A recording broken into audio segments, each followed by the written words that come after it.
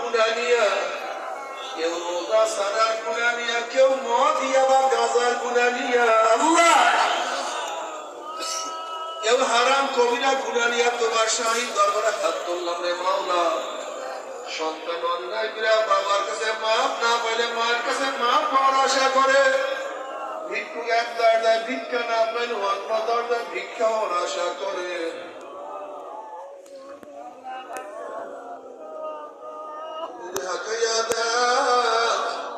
তুমি যদি তারাইয়া দেওয়া আপনার দরজা নাই রে মালিক,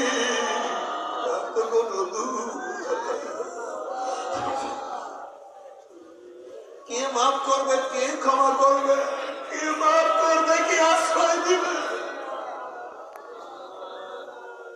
তুমি তো রহমান, তুমি রহমান।